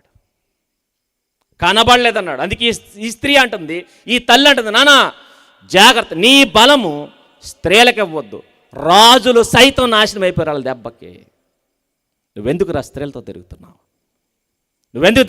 ఈరోజు మన పిల్లలు చూడండి, వయసు రాగానే వీళ్ళు చేసే పనులేంటి? ఆ అమ్మాయి ఈ అమ్మాయి అని చెప్పి వాళ్ళ పేర్లు వీళ్ళ పేర్లు తగిలించుకుని జీవితాలను తగలేసుకున్నారు. చెప్పండి కూర్చోబెట్టి. వాళ్ళు తెలియదు, వాళ్ళు చిన్నపిల్లలు, వాళ్ళని గైడ్ చేయాల్సింది మనమే. అందుకే ఈరోజు సమాజం చెడిపోతుందంటే దేనికి చెడిపోతుంది? ఇలాంటి బోధలు లేక చెడిపోతుంది. ఇలాంటి బోధలు మీరు గమనించండి. బైబిల్లో కనబడేవంటి తెలుసా? కుటుంబాలు కనబడతాయి. కుటుంబాలు ఎలా ఉండాలో నేర్పించేది ఒక బైబిల్ మాత్రమే. వ్యవస్థను బాగు చేసేది, సమాజాన్ని క్లీన్ చేసేది ఒక బైబిల్ మాత్రమే. అందుకే హృదయాలను కడిగి మనిషి ఎలా బతకాలో మనిషికి నేర్పించేది బైబిల్. అందుకే ఈ సువార్త సభలు ఎందుకంటే సమాజం ఎలా బతకాలో సమాజానికి తెలియపరచాలి. ఇది మతం కాదు, మనిషిని ఉద్ధరించే మార్గం. ఈ పిచ్చి సమాజానికి తెలియక దీని మతమునికి ఏదో వద్దంటున్నారు. వద్దు కాదు, నీ కొడుకుని ఎలా పెంచాలో నీకు చెప్పేది, నీ కూతురుని ఎలా పెంచాలో నీకు చెప్పేది, నువ్వెలా బతకాలో నీకు చెప్పేది ఇది బైబిల్. ఇది బైబిల్. అందుకే దేవుడు మనిషికి ఇచ్చిన ఒక మెనూ లాంటిది. నువ్వెలా ఉండాలో నీకు నేర్పించేది, నీ కుటుంబాన్ని ఎలా కట్టుకోవాలో నీకు నేర్పించేది. ఈ తల్లి తన కొడుకు నేర్పిస్తుంది, నీ బలం స్త్రీలకి వద్దు. ఇచ్చావా నాశనం అయిపోతావు, అంతే. ఇచ్చావా నాశనం అయిపోతావు. నెక్స్ట్ రెండో జబ్బేంటి? వయసులోకి రాగానే ఒక సహవాసం, అయితే గర్ల్ ఫ్రెండ్. రెండోది దీని ఏమంటారు? గ్లాస్మెంట్ అట. అయితే క్లాస్మెంటు, గ్లాస్మెంట్ అట. ఇంకో బ్యాచ్ ఏంటి? Glass batch. ఇదంతా ఎక్కడ? ఏ పొలంలోనో, ఊరు చివరికి శ్మశానాలు కూడా వదలట్లేదండి. ఇదివరకు ఆ శ్మశానానికన్నా భయపడి చచ్చేవారు. ఇప్పుడు ఈ మధ్యకాలంలో మీటింగ్ ఎక్కడ పెడుతున్నారు అనుకున్నారు? ఆ సమాధి మీద ఒకడు, ఈ సమాధి మీద ఒకడు కూర్చుని సెల్ ఫోన్ లైట్లు దెయ్యాలాగా వేసుకుని ఆ శ్మశానంలో మీటింగ్. ఇడికి ఏం మీటింగ్ రా అంటే కాన్ఫరెన్స్, రౌండ్ టేబుల్ సమావేశం. పైగా ఏం సమస్యలు మాట్లాడుకున్నా, ఆ అమ్మాయి పడ్డదా, లేకపోతే నా హెల్ప్ ఏమన్నా కావాలి. ఇలాంటి దరిద్రులు అయిపోయారు చూడండి. అందుకే ఈరోజు ఇంజనీరింగ్ చదివే బిడ్డలట, ఇంజనీరింగ్ చదివే ఇద్దరు పిల్లలు పోటీ పెట్టుకున్నారట. ఏంటో తెలుసా పోటీ? ఏం పోటీ? బీర్లు నువ్వెక్కువ తాగుతావా నేను ఎక్కువ తాగుతా అని పోటీ పెట్టుకుని 39 బీర్లు తాగేశారటండి. ఆడో 39, ఈడో 39. ఇలా మనుషులా దునపోతులా 39 బీర్లు తాగి చచ్చిపోయారు. ఇప్పుడు చెప్పండి, 39 బీర్లు తాగారంటే ఇలా మనుషులు అనుకోవాలి. పైగా 39 బీర్లు తాగారంటే చెప్పండి, బీరు కాస్ట్ ఎంత ఉంటుంది? ఎంత నాకు తెలీదు. ఎంత? 100 ఉంటుందా? పోను 200, 200 అబోవ్ అట. పోను 200 వేసుకుందాం. ఇప్పుడు చెప్పండి, 39 బీర్లు అంటే కాస్ట్ ఎంత? సుమారు 8,000 రూపాయలు. మీరు గమనించండి, 8,000 రూపాయలు అంటే ఆడొక 8,000, వీడొక 8,000 ఖర్చు పెట్టారంటే వీళ్ళని రూపాయి సంపాదించి బ్యాచేనా? ఈ 8,000 ఎవరేశారు అంటే అకౌంట్లో ఎన్ని డబ్బులు లేకపోతే 8,000 ఏమాత్రం మొహమాటం లేకుండా తాగేశారంటే వీళ్ళ అమ్మగారు నాన్నగారు ఏమేశారు? అబ్బాయికి ఏమేశారు? నాన్న ఇగో డబ్బులు, నీ ఇష్టం. అందుకే ఒరే నాన్న ఇంత కష్టపడి సంపాదిస్తున్నాను జాగ్రత్త అని చెప్పేవాళ్ళు లేడు. మరేంటి నీకెందుకురా, నేను ఉన్నాను, ఎంజాయ్. మీరు ఎలాగే మీ పిల్లలకు సపోర్ట్ చేయండి, ఇలాగే చేయండి, వాళ్ళు ఎందుకు పనికి రాకుండా అయిపోతారు. పైగా నువ్వు పెద్ద జమీందారు అనుకుంటావు, నీకంటే జమీందారు ఈవిడ, నీకంటే. ఒకవేళ నీకు ఈడిస్తే 1 కోటి రూపాయలు ఉన్నాయేమో, మరి ఈవిడ ఒక దేశానికి రాణి అయిన ఆవిడ రాజైన కొడుకు చెప్తున్న ఉపదేశం ఇది. పైగా ఏమీ లేదు కాబట్టి చెప్పడం కాదు. ఈరోజు తాగడం స్టేటస్ అనుకుంటారు, తాగడం కాదు, అది విలువ లేనిది. అందుకే ఈ తల్లి అంటుంది ద్రాక్షారసం. రెండోది బ్యాచ్ ఏంటంటే ఈయన ఎప్పుడైతే రాజు అయ్యాడో ఈయనకి ఒక బ్యాచ్ తయారైందట. ఏంటి ఆ బ్యాచ్ అంటే తాగడం. ఆ తల్లి అంటుంది ద్రాక్షారసము తాగుట అంటే అర్థం ఏంటంటే, ఒరే నువ్వు రాజువా లేకపోతే సామాన్యుడువా? నువ్వెవడో నువ్వు? రాజులు తాగడానికి వీల్లేదు అని చూడు, రాజులకు తగదు. ఏంటది? ద్రాక్షారసము తాగుట రాజులకు తగదు. ఇప్పుడు మీరు ఆలోచించండి, నాడు ద్రాక్షారసం తాగితే ఎక్కేసేదట. మరి ఇప్పుడు ద్రాక్ష జ్యూస్ ఇవ్వండి, మీ పిల్లలకి ఎక్కుతుందేమో. ద్రాక్ష జ్యూస్ అయిపోయింది. నెక్స్ట్ ఏంటి? కళ్ళు. నెక్స్ట్ ఏంటి? సారా. తర్వాత ఏంటి? బ్రాందీ. ఇప్పుడేంటి? పిల్లలకు బ్రాందీలు తాగిన ఎక్కుతా ఎక్కట్లేదట. మరేంటి? గంజాయి, డ్రగ్స్. చూడండి, ఒకనాడు ద్రాక్షారసం తాగితే ఎక్కితే ద్రాక్షారసం తాగే బిడ్డనే తిడుతుంది. మరి మన పిల్లలు, నీ పిల్లలు గంజా దాకా వెళ్ళిపోయి ఉంటారు, నీ పిల్లలు డ్రగ్స్ దాకా వెళ్ళిపోయి ఉంటారు. ద్రాక్షారసం తాగుతుంటేనే వాతలు పెడుతుందా తల్లి? ఒరే, ద్రాక్షారసం తాగడం రాజులకి తాగదు. మరి ఇప్పుడు మనం తాగరా, ఇప్పుడు కాకపోతే ఎప్పుడు తాగుతాం? మళ్ళీ పైకి ఈ మధ్యకాలంలో మంచి మంచి ఫ్యామిలీ కట్టుబాట్లు వచ్చినాయి. ఎందుకంటే ఒకప్పుడు అనుకోండి ఏ పెద్ద అయినో తాగుతూ ఉండేవాడు ఇంట్లో, కానీ ఇప్పుడు అలాగ కదట. నాన్న, కొడుకు, కూతురు, తల్లి అందరూ కూర్చుని తాగేస్తున్నారట. అందుకే నాన్నగారు ఫుల్ బాటిల్ తెచ్చాడట, కొడుకు సోడా బాటిల్ తెచ్చాడట, చెల్లి చిప్స్ తెచ్చిందట, తల్లేమో ఆమ్లెట్ వేసుకొచ్చిందట, నలుగురు కూర్చుని తాగేస్తున్నారట. ఇది ఏ ఫ్యామిలీ? మళ్ళీ పైగా మంచి ఫ్యామిలీ అనుకున్నారు. ఇది మంచి ఫ్యామిలీ కాదు, ఇది పెద్ద దెయ్యం కొంప. ఈ కొంపగా యజమాని ఎవరు? ఆడే. ఇలాంటి వాళ్ళు ఉన్నారు ఈరోజు. అది ఒకప్పుడు పురుషులు తాగి పడిపోయేవారు. మరి ఇప్పుడు మన 31st నైట్ ఎవరిదో ఎక్కువ తాగారు అనుకుంటున్నారు? ఎవరు? మరి పైగా తాగేసి మీటింగ్ చూసి వెళ్తుంటే దారికి అడ్డంగా వచ్చి హ్యాపీ బర్త్డే. ఎవరికి? ఒరే, నువ్వు హ్యాపీ బర్త్డే చెప్తే హ్యాపీ వస్తుందిరా? దీవెని ఎవరు దీవించాలి చెప్పండి? మంచోళ్ళు చెప్పాలి, అవునా కాదా? మంచోళ్ళు గాడ్ బ్లెస్ యూ అంటే దీవిస్తారు, దీవింపబడతాం.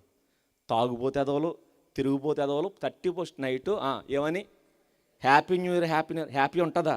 అందుకనే ఏ నెలలోనే హ్యాపీ ఉండలేదు మనకి. ఎందుకు అనుకున్నారు? ఈ దరిద్రులందరూ ఆ రోజే తగలాడతారు. పైగా ఒరే, నువ్వు చెప్పొద్దురా అని మనకి ఎదురొచ్చి హ్యాపీ న్యూ, నువ్వు చెప్పిన తర్వాత హ్యాపీ న్యూ ఇయర్ వస్తుందా? ఖచ్చితంగా రాదు, ఖచ్చితంగా రాదు. ఏ ప్రార్థనాపరుడు చెప్పాడంటే అనుకోవచ్చు, ఈడొచ్చి హ్యాపీ న్యూ ఇయర్ అంటాడు. వాళ్ళ పైగా గొంతెత్తి రోడ్లకు అడ్డంగా వచ్చి చెప్తే హ్యాపీ పరిగెట్టిపోతుంది, హ్యాపీ పరిగెట్టిపోతుంది. ఈరోజు మీరు గమనించండి, 31st నైట్ తాగేసినట్టు ఎవరు? ఆడపిల్లలు. పైగా తాగేసి రోడ్లు అంటే తిరుగుతుంది. అందుకే ఈ మధ్యకాలంలో డ్రంక్ అండ్ డ్రైవ్లో దొరికేసేది ఎవరు అనుకున్నారు ఎక్కువ? ఏలే అంటే గాంధీ గారి కళని నెరవేరుస్తున్నారు. అర్ధరాత్రి పూట దెయ్యాల్లో తిరుగుతున్నారు తలెర పోసుకొని. ఒకవేళ గాంధీ గారు కనుక బతుకుంటే మన దగ్గరకు వచ్చి దండం పెట్టి మరి అందరు, అమ్మా ఎంత స్వతంత్రం వద్దమ్మా, నాకు తెలియక కన్నానమ్మా, దండం పెడుతున్నానమ్మా, మీరు దయచేసి ఈ అర్ధరాత్రి రోడ్లు అంటే తిరక్కండి అమ్మా, నా కళను నేను రద్దు చేసుకుంటున్నానమ్మా, మీరు ఇంటికి వెళ్ళిపోండి అమ్మా అని కాళ్ళ ఏళ్ళ పడి బతుమల్దుడు ఆయన. మనం ఇది మరి జాతిపిత కదా. తెలియకనమ్మ కళ, దయచేసి ఎంత స్వతంత్రం వద్దమ్మా. ఈరోజు ఎదిగిపోయాం మనం. కానీ ఆ రోజు కొడుకే తాగుతుంటే తల్లి చెబుతున్న మాట ఏంటో తెలుసా? ద్రాక్షారసం తాగుట రాజులకి తాగదు. ఈరోజు మనం వదిలేస్తున్నాం. ఎవరికి లేదండి. పైగా పెళ్ళిళ్ళప్పుడు కూడా ఏదో కొంచెం మా అబ్బాయి అప్పుడప్పుడు నువ్వు ఎలా వదిలేస్తున్నావు? ఈ తల్లి అంటుంది, ద్రాక్షారసము తాగుట రాజులకు తగదు. లెమూయేలు, అది రాజులకు తగదురా అందట. రే లెమూయేలు, నీ పేరేంటి తెలుసా? నువ్వు దైవాంకితం నేను పేరు పెడితే నువ్వు దేనికి అంకితం అయిపోయావు? తాగుడికి అంకితం అయిపోతున్నావా? నీకు తగదిది అని మాట్లాడుతూ, లెమూయేలు ఇది నీకు తగదు అని మాట్లాడుతుంది. మద్యపాన ఆసక్తి అధికారులకు తగదో. నువ్వు అధికారివా? రోడ్లంటే తిరిగేవాడువా? ఎవడో నువ్వు? అధికారివైన నీవు ఎలా తాగుతున్నావు? ఒక తల్లి తన కొడుకు నిలదీస్తూ అడుగుతుంది, ఎలా తాగుతున్నావు? నువ్వు రాజులకు అధికారి అయ్యావు, నువ్వు మంత్రులకు అధికారి అయ్యావు, నువ్వు ప్రజలకు అధికారి అయ్యావు, నువ్వు ఎలా తాగుతున్నావు అని మాట్లాడుతూ, మద్యపాన ఆసక్తి అధికారులకు తగదు. తాగిన ఎడల వారు, తాగితే ఏం జరుగుతుందంటే బాధ్యతలు మర్చిపోతారు. మీరు గమనించండి, ఒక రాజు బాధ్యతలు మర్చిపోతే ఎలా ఉంటుంది? ఒక రాజు దాకెందుకు, కుటుంబ యజమాని తాగితే ఏమవుతాడు? బాధ్యతలు మర్చిపోతాడు. భార్యకు ఉందా లేదా వీడికి అనవసరం, భార్య తిందా లేదా వీడికి అనవసరం, భార్య బట్ట కట్టుకుందా లేదా వీడికి అనవసరం, కనీసం మంచి చీర నా భార్యకు ఉందా లేదా అనవసరం వీడికి. మరేం చేస్తాడు? తాగడం. చివరికి ఈరోజు భార్య సంపాదన తాగేసి, నెక్స్ట్ పిల్లల సంపాదన తాగేసి, వాళ్ళ బతుకులు గాలికి వదిలేసిన దరిద్రులు ఉన్నారు. బాధ్యతలు మర్చిపోతారు. బాధ్యత ఏంటి? బాధ్యత భార్యను పోషించాల్సిన బాధ్యత నీ మీద ఉంది. ఆ స్త్రీకి కన్నీరు రాకుండా చూడాలి. నీ పిల్లలను పోషించాల్సిన బాధ్యత నీకుంది. అవసరమైతే నీ కడుపు కట్టుకుని మరీ నీ పిల్లలను పోషించాలి. వాళ్ళకు బాధ్యత, ఒక కుటుంబాన్ని సెట్ చేయాలి, ఒక లైఫ్ సెట్ చేయాలి. అవన్నీ మర్చిపోతాడు. మర్చిపోయి తాగేసి రోడ్లంట తిరుగుతాడంతే. ఈరోజు ఎంతమంది ఉన్నారు? ఎంతమంది ఉన్నారు? చివరికి నువ్వు తాగేసి రోడ్లంట బాధ్యతలు మరి తిరుగుతుంటే నీ భార్యని ఎంత లోకుగా లోకం చూస్తుందో నీకు తెలియదు. ఎంత లోకుగా చూస్తుందో నీకు తెలియదు. ఒక తాగుబోతుడు భార్యను లోకం ఎంత చీపుగా చూస్తుందో నీకు తెలియదు. ఎలాంటి డైలాగులు వేస్తుందో నీకు తెలియదు. చివరికి నీ పిల్లల్ని ఎలాంటి కామెంట్లు చేస్తుందో నీకు తెలియదు. పనికి మాలిన కామెంట్లు లోకం చేస్తుంటే అవి నీ చెవున పడవు. పైకి ఇంకా చెప్పాలంటే నీకే ఒక కాయిస్తే నీ కూతురు గురించి ఏం మాట్లాడినా నువ్వు పట్టించుకో. బాధ్యతలు మర్చిపోతావు. భార్యను ఒకడు సీరియస్గా, లేదంటే ఒకడు తేడాగా చూస్తేనే కోపం వచ్చే మనిషి తర్వాత కాయిస్తే భార్యని అప్పగించే దరిద్రులు ఉన్నారు. మందు కోసం బాధ్యతలు మర్చిపోతాడు వాడు. పిల్లల్ని అప్పగించే తండ్రులు ఉన్నారు. బాధ్యత మర్చిపోతాడు. తన కూతురు వంక ఎవడన్నా చూస్తే చీరేయాల్సిన వీడే కూతుర్ని అప్పగిస్తాడు. కూతుర్ని. బాధ్యతలు మర్చిపోతావు. అది తల్లి అన్నది, బాధ్యతలు మర్చిపోతావు. ఒక కుటుంబానికి యజమానిగా ఉన్నవాడు తాగితేనే బాధ్యతలు మర్చిపోతే, రాజయ్య నువ్వు తాగితే బాధ్యతలు గుర్తుంటాయా అని అడుగుతుంది. బాధ్యతలు ఇప్పుడు చెప్పండి, ఏ రోజైనా మీ కొడుకు తాగుతుంటే ఇలా నిలదీశారా? మీ కొడుకు లేదు ఉత్తములైతే గాడ్ బ్లెస్ యూ, లేదు ఒకవేళ అలా చెడిపోతుంటే నిలదీసి కడగాలి. కడగకపోతే పైన ఒక ఆయన ఉన్నాడు, తోలు తీస్తాడు మీకు. వాడి లైఫ్ని ఎలా పడితే అలా వదిలేసి, వాడి గాలికి వదిలేసి, తర్వాత ఏదో ఒక అమ్మాయిని చూసి కట్టబెట్టేస్తే ఆ అమ్మ ఏడుస్తూ బతుకుతుంది. తన కన్నీళ్ళకు లెక్కడిగే ఒక ఆయన ఉన్నాడు, లెక్కడిగేవాడు. నీ భార్య తరపున వకాతాలు పుచ్చుకుని ఒక ఆయన ఉన్నాడు, నిలదీస్తాడు. నిలదీస్తాడు. నీ భార్యను గాలికి వదిలేసి తన పోషణ చూడకుండా, తన సుఖాలు చూడకుండా, తన సంతోషాలు చూడకుండా వదిలేసి ఏడిపిస్తే తన కన్నీళ్ళకి నిన్ను లెక్క అడుగుతాడు, మీ అమ్మను కూడా అడుగుతాడు. ఇద్దరిని నిలబెట్టి అడుగుతాడు. వాడిని ఎందుకు అలా వదిలేసావు? వదిలేస్తాడు అనుకుంటున్నారేమో. ప్రతిదానికి లెక్క అడుగుతాడు ఆయన. తోలు తీసి మరి ఎండేస్తాడు ఒక్కొక్కరిని. ఏమైతే ఏమైంది మబ్బి పెట్టి చేయకండి. ఒకవేళ నీ కొడుకు తాగితే కూర్చోబెట్టి చెప్పడం, రాయ్ తాగుడు మాంతే పెళ్లి చేస్తాం, లేకపోతే ఇంట్లోంచి బయటికి గెంటేస్తామని చెప్పాలి. గెంటేస్తాం. ఉంటావా బయటికి పోతావా? అంతేగాని పెళ్లి చేస్తే మారతాడండి. ఎవడు చెప్పాడు? వాడికి బాధ్యతే లేదు. వాడికి పెళ్లి చేస్తే మారటం కాదు, ముందు మార్చి అప్పుడు పెళ్లి చేయి. ఈ తల్లి అదే చెప్తుంది, బాధ్యతలు మర్చిపోతావు అని మాట్లాడితే ఇంకేమంటుంది చూడండి. దీనులందరికీ అన్యాయం చేస్తారట, బలహీనులకి దీనులకి అన్యాయం చేస్తారు. ఎవరు తాగాలో చెప్తుంది. ఇంకా చెప్పాలంటే ఆ ద్రాక్షారసం ఎవరికి పోసేవారు చెప్తుంది. చాలాసార్లు అంటాం కదా మనం, నువ్వు మనిషివా పశువా? నెక్స్ట్ ఆనందం తింటున్నావా? ఇప్పుడు చెప్పండి, గడ్డి తింటున్నావు అంటే అర్థం ఏంటి? ఎవరు తింటారు గడ్డి?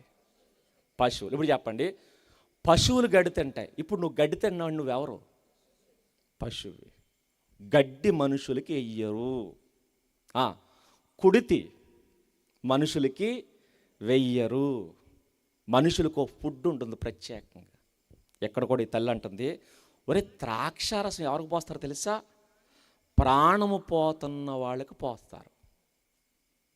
ప్రాణము పోతున్న వాళ్ళకి. మీరు గమనించండి, ఎందుకు ఈ విషయం మాట్లాడుతుందంటే మీరు ఆలోచించండి. పూర్వం, ఇప్పుడంటే హాస్పిటల్ ఎక్కడ ఉందో అక్కడే పక్కన ఆపరేషన్ థియేటర్ కూడా ఉంటుంది. పూర్వం ఇంకా చెప్పాలంటే ఎనస్థీసియా కనిపెట్టక ముందు, మత్తు మందు కనిపెట్టక ముందు ఏం జరిగేది తెలుసా? హాస్పిటల్ ఎక్కడ ఉంటే ఆపరేషన్ థియేటర్ ఊరు చివరిని ఉండేది. ఊరు చివరిని. ఇంకా చెప్పాలంటే ఆ ఊరికి ఈ ఆపరేషన్ థియేటర్కి సంబంధం లేకుండా ఉండేది. ఎందుకు ఉండేదంటే ఆపరేషన్ చేసేటప్పటికి మత్తు ఇచ్చేవారు కాదు. ఇవ్వకపోతే వాళ్ళు ఏం చేసేవారంటే భయంకరంగా కేకలేసేవారు, భయంకరంగా. ఇప్పుడే మీరు గమనించండి, ఏ కాలు ఇరిగినా లేదంటే కాలు బెనికినా అది లాగేటప్పుడు చూసారా ఏడుస్తారు, కట్టేటప్పుడు. మనకు నొప్పి తెలియకుండా ఈరోజు ఎనస్థీసియా వచ్చింది. ఒకప్పుడు ఎనస్థీసియా లేనప్పుడు ఆ కేకలకు ఊరంతా భయపడిపోయేవారట, ఆ భయంకరమైన కేకలకి. అందుకనే హాస్పిటల్ ఏమో ప్రజల మధ్య ఉండేది, ఆపరేషన్ థియేటర్ ఊరు అవతలు ఉండేది. అలాంటి వాళ్ళకి ఈ ఆపరేషన్ చేసే వాళ్ళకి మత్తు మందు పట్టించారు, లేదా ద్రాక్షారసం పట్టించి, ఎందుకంటే అప్పుడు అదే వాళ్ళకి ఎనస్థీసియా, అది పట్టించి అప్పుడు చేసేవారట ఆపరేషన్. ఇప్పుడు ఈ తల్లి అంటుంది, ఒరే ఆపరేషన్ చేసేవాళ్ళు తాగుతారు, ఇంకా చెప్పాలంటే ఆడు చచ్చిపోతాడు, ప్రాణము పోవుచున్నవానికి ప్రాణం పోతున్న వాళ్ళకి ఇస్తారా? నీకేం రోగం, నువ్వెందుకు తాగుతున్నావు? ఇప్పుడు చెప్పండి, మత్తు మంది ఎవరికి ఇవ్వాలి? మత్తు మంది ఆపరేషన్ చేయ మంచోడికి ఇస్తే షాక్ ట్రీట్మెంట్ ఉంటుంది, ఎవరికి ఇస్తాడు? మీకు ఇది ఎలా చెప్తే అర్థమవుతుందేమో. షాక్ ట్రీట్మెంట్ ఎవరికి? పిచ్చోడికి ఇస్తాడు, అది వైద్యం. అది మంచోడికి షాక్ ట్రీట్మెంట్ ఇస్తే పిచ్చోడు అవుతాడు. మీరు చెప్పండి, ఒకప్పుడు ద్రాక్షారసం ఎవరికి ఇచ్చేవారు? వైద్యం కోసం ఇచ్చేవారు. వైద్యం కోసం ఇచ్చేదాన్ని ఏం చేస్తున్నారు? ఇప్పుడు మీరు గమనించండి, డైలీ కరెంట్ షాక్ ఎట్టుకుంటావా? ఎట్టుకో, కానీ డైలీ ఒక గ్లాసు మాత్రం వేస్తా. నీకు షాక్ ట్రీట్మెంట్ ఎలాంటిదో ఈ గ్లాస్ ట్రీట్మెంట్ కూడా అలాంటిది. డైలీ మంచోడికి షాక్ ఇస్తే పిచ్చోడు అవుతాడు ఆడు. అలాగే మంచోడు మందు తాగితే ఈడు కూడా పిచ్చోడు అవుతాడు. హెల్త్ పాడైపోద్ది. ఆరోగ్యవంతుడు అనారోగ్యవంతుడిగా మారిపోతాడు. ఈ తల్లి అంటుంది, ప్రాణం పోతున్న వాళ్ళకి ఇస్తారా? అది ప్రాణం పోతున్న వాళ్ళకి ఇస్తారని మాట్లాడుతూ నెక్స్ట్ ఇంకెవరికి ఇస్తారంటే మనోవ్యాకుల్యము గలవానికి ఇస్తారు. అందుకే మీరు గమనించండి, మానసిక రుగ్మత కలిగిన వాళ్ళు, ఇంకా చెప్పాలంటే మెంటల్గా డిస్టర్బ్ అయిపోయిన వాళ్ళు ఉంటారు చూసారా, మన పరిభాషలో చెప్పాలంటే పిచ్చోళ్ళు. ఇప్పటికీ మీరు గమనించండి, మనిషి మనస్థితి లేదా మైండ్ సరిగ్గా లేని వాళ్ళకి మత్తుమంది ఇచ్చి పడుకోబెట్టేస్తారు, మత్తుమంది ఇచ్చి. ఈ తల్లి అంటుంది, అయితే ప్రాణం పోతున్న వాడికి ఇవ్వాలి, లేదా మతి లేనోడికి ఇవ్వాలి. ఎందుకంటే ఆడు బయటకు వచ్చి పిచ్చోడి చేతికి రాయి దొరికితే ఏం చేస్తాడు? మనుషులకు ఆడి వల్ల ప్రజలకు ప్రమాదం జరుగుతుంది కాబట్టి ఆడికి మందిచ్చి పడుకోబెడతారు. తన కొడుకు అంటుంది, నీకేమన్నా ప్రాణం పోతుందా? నీకు ఎవడన్నా ఆపరేషన్ చేస్తున్నాడా? రెండవది, నీకేమన్నా మతి పోయిందా? ఎందుకు తాగుతున్నాను? ఎంత చక్కగా పడుతుంది చూడండి. పిచ్చోళ్ళు తాగుతారా అని మాట్లాడుతూ నెక్స్ట్ వారు తాగట తమ పేదరికమును మర్చిపోతారు, తన బాధను మర్చిపోతారు అని మాట్లాడుతూ ఇంకెవరు తాగుతారో చెప్తాను చూడండి. తమ శ్రమను ఇకను తలంచుకుంటారు అని మాట్లాడుతూ ఇక్కడ ఈ 2 విషయాలు చెప్పింది. దీని గురించి ఇంకో 2 విషయాలు చెప్తాను. ప్రాణం పోతున్న వాళ్ళు, రెండవది మనో వ్యాకుల్యము గలవాడు. ఒకటి ఆపరేషన్ చేసేవాళ్ళకి ఇస్తారు, రెండవది పిచ్చోళ్ళకి ఇస్తారు. ఇంకా ద్రాక్షారసం అప్పుడు ఎవరికి ఇచ్చేవారంటే ప్రాణం పోతున్నవారు బ్యాచ్ ఇంకోటి ఉంటుంది. ఎవరు ప్రాణం పోతున్నవారంటే ఏ నేరస్తుడైనా తప్పు చేశాడు అనుకోండి, ఒక మనిషి తప్పు చేస్తే నేరస్తుడు అవుతాడు. నేరస్తుడైన మనిషికి రాజులు శిక్షలు వేస్తారు. శిక్షలు వేసేటప్పుడు ఏం చేస్తారంటే మత్తు మందు బాగా పట్టించి అప్పుడు ఆ మనిషికి శిక్ష వేస్తారు. ఫర్ ఎగ్జాంపుల్ సిలువ వేస్తారు చూడండి. సిలువ ఒక శిక్ష, నేరస్తులకి వేసే శిక్ష. చివరికి మన ప్రభు అయిన క్రీస్తు వారికి కూడా సిలువేశారు. సిలువేసిన టైంలో ఆయనకి ఏమవడానికి ట్రై చేశారు? చేదు కలిపిన ద్రాక్షరసం ఆయనకి ఇవ్వడానికి, బోళము కలిపిన ద్రాక్షరసం అంటాడు. ఆ ద్రాక్షరసం ఇవ్వడానికి ట్రై చేశారు. ఫస్ట్ ప్రభు ఆయన తాగలేదు, ఆయన తాగనంటాడు. ఆ ద్రాక్షరసం పుచ్చుకోవడానికి ఎందుకు సిలువేసే ముందు ఇచ్చారో తెలుసా? ఏ నేరస్తుడైనా నేరాన్ని ఆ శిక్షను భరించాలి. ఇప్పుడు మీరు ఆలోచిస్తే ఈ సిలువేస్తున్నారు కదా, నేరస్తులకు సిలువేస్తారు. సిలువేస్తున్న టైంలో ఫుల్గా పట్టించి అప్పుడు వేస్తారు సిలువ. ఎందుకు వేస్తారంటే సిలువ వేసే టైంలో కొంతమంది ఆ పెయిన్కి చచ్చిపోతారు. అంటే శిక్ష అనుభవించకుండానే అంటే మేకులు దిగేసేటప్పుడు చచ్చిపోతారు. ఈ భయానికి గుండాకుపోయి చచ్చిపోతారు, లేదా భయంతో చచ్చిపోతారు. కాబట్టి ఏం చేస్తారంటే ముందు మత్తుమంది ఇచ్చేసేసి అప్పుడు ఆ సిలువ దగ్గర తీసుకెళ్ళి చేతులు గట్టిగా లాగి మేకులు దిగేసి నిలబెడతారు. ఇప్పుడు చెప్పండి, మత్తులో వీళ్ళకి ఇవేం తెలియవు, మత్తులో తెలియవు. కానీ ఎప్పుడైతే సిలువలు నిలబెట్టారో మెల్లిమెల్లిగా మత్తు దిగుతూ ఉంటుంది. మత్తు దిగేసరికి బాధ పెరుగుతుంది. మత్తులో ఉన్నప్పుడు బాధ తెలియలేదు, మత్తు వదిలేసిన తర్వాత బాధ పెరిగిపోతుంది. అందుకే మీరు గమనించండి, ఆపరేషన్ చేసేటప్పుడు కొంతమంది మాట్లాడరు. ఆపరేషన్ చేసేసిన తర్వాత తీసుకొచ్చి రూములో పడుకోబెట్టిన తర్వాత మెల్లగా మత్తు దిగుతుంటుంది. అప్పుడు కేకలు వేస్తుంటారు. అమ్మోయ్ బాబోయ్, థియేటర్లో మామూలుగానే ఉన్నారు, ఇప్పుడు ఏం చేస్తున్నారు? ఇప్పుడు కేకలు వేస్తారు. ఎందుకు? అప్పుడు నొప్పి తెలియలేదు, ఇప్పుడు తెలుస్తుంది. అలాగే శిక్ష వేసేటప్పుడు బాగా మందు పట్టించి వేసేసేవారు. ఎప్పుడైతే అలా నిలబెట్టారో మెల్లగా మత్తు దిగుతుంటుంది, బాధ పెరుగుతుంటుంది. అంటే దోషి ఎక్కువసేపు బాధపడాలి. వాళ్ళ కాన్సెప్ట్ ఏంటో తెలుసా? వెంటనే చచ్చిపోకూడదు, వెంటనే చచ్చిపోకూడదు. గెలగెల కొట్టుకుంటూ భయంకరమైన కేకలు వేసి, ఆ కేకలు ఊరందరూ వినాలి. ఎందుకంటే నాడు శిక్షలు పక్కోళ్ళని భయపడడానికి వేసేవారు. ఆ కేకలు ఊరంతా విని భయంతో అయ్యి బాబోయ్ ఏంటి భయంకరమైన చావు అనుకునేవారు. అందుకనే వాళ్ళ గంటల తరబడి వేదన పడాలి. అలా గంటల తరబడి వేదన పడాలంటే ముందు వాళ్ళకి మత్తు మందిచ్చి నేరస్తులకి శిక్ష వేస్తారు. ఇప్పుడు చెప్పండి, ఈ తల్లి అంటుంది నువ్వు రాజువి, నేరస్తులకి ఇవ్వాలి అంటే నువ్వు ప్రాణం, ఎవరి ప్రాణం అయితే తీస్తావో వాళ్ళకి పట్టించాలి. నువ్వు అధికారివి, నువ్వు తాకూడదు. నేరస్తుడికి పట్టించేవాడిని శిక్షించి ప్రజలకు బుద్ధి చెప్పాలి. ఒరే మీరు కూడా తప్పు చేస్తే మీ బతుకు కూడా ఇలా అయిపోతుంది, ఇలా మందు పట్టించి మిమ్మల్ని చంపుతాను అని హెచ్చరించాలి. కానీ నీకేం పోయే కాలం, నువ్వెందుకు తాగుతున్నావు? రెండవది మనోవ్యాకుల్యం అంటే తెలుసా? కొందరిని బానిసలుగా అమ్మేసేవారు. యేసేపు గారిని చూసారు, బానిసగా అమ్మేస్తారు.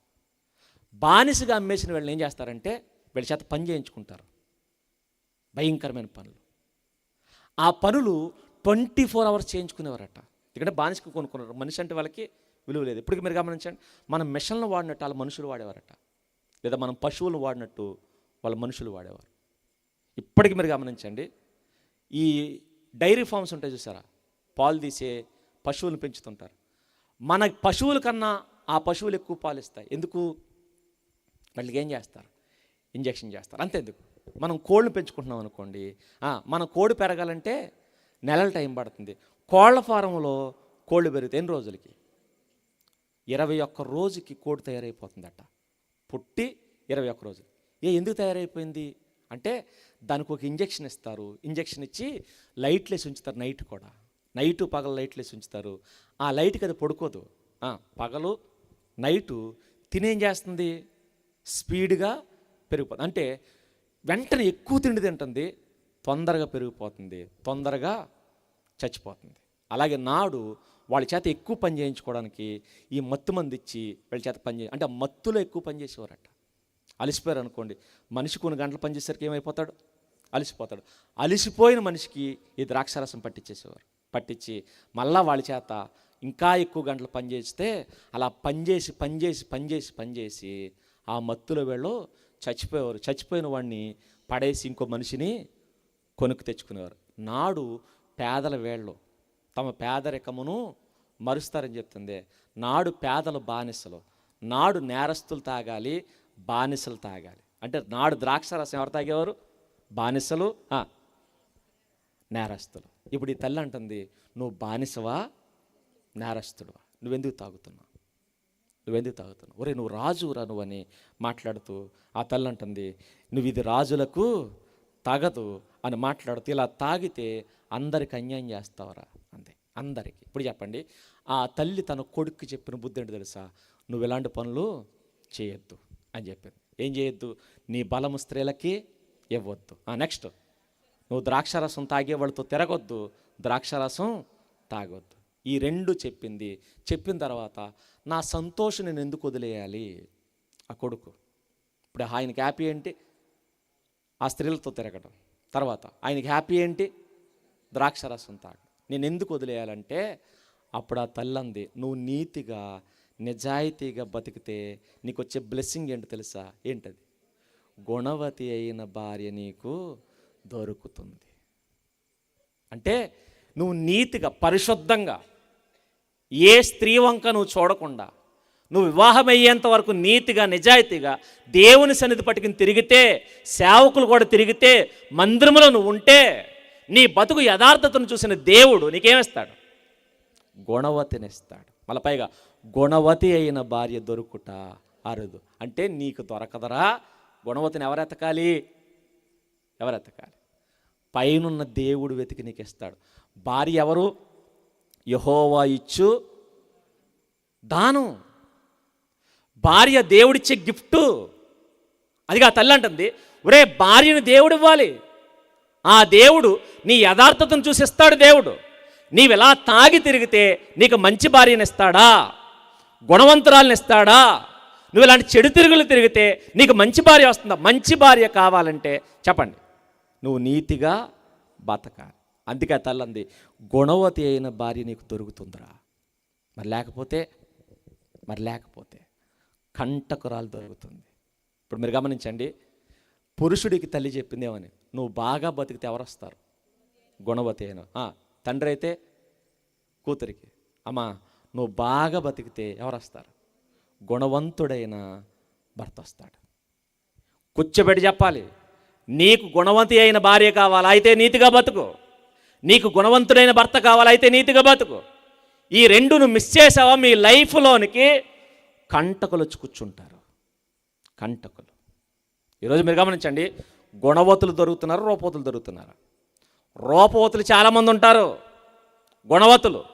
రూపవతిని లెక్క ఎక్కువ. ఎందుకంటే రూపవతి పైన అతికించుకుంటే రూపం వస్తుంది.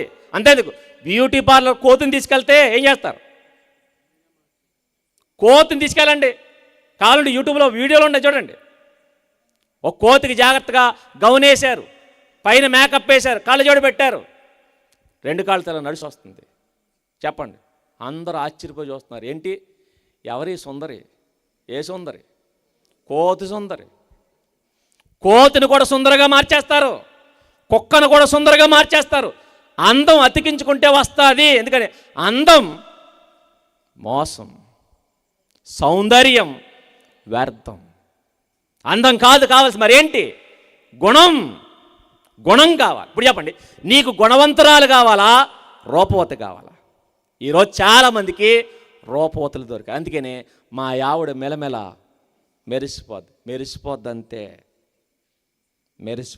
ఇంకేం చేస్తుందంటే ఏం చేయదు, మెరుస్తుంది అంతే. పొద్దున్నే లేచి మరలా ఏం చేస్తుంది? మెరుపులు పోకుండా జాగ్రత్తగా చూసుకుని మరలా పడుకుంటుంది. ఎన్నింటికి లేస్తుంది? 11ంటికి ఖచ్చితంగా లేస్తుంది. లేచి ఏం చేస్తుంది? పాచిపళ్ళు తోమకుండా కాఫీ అడుగుతుంది. నేనే పట్టుకెళ్ళి ఇవ్వాలి. ఎవరివిడ? గుణవతి కాదు, రూపవతి. కంటకురాలైన రూపవతి. అందుకే ఈరోజు కంటకులు దొరికారు. అందుకే మీరు గమనించండి, న్యూస్లేంటి, ఒక ఆవిడ భర్తను చంపేసి కుక్కర్లో ఎట్టి విజిలేయించిందట. ఎందుకు? పెళ్ళికి ముందు విజిలేసాడు వీడు, ఆవిడనకలే తిరిగి. తర్వాత ఆవిడేయించింది విజిలు, ఆవిడేయించింది.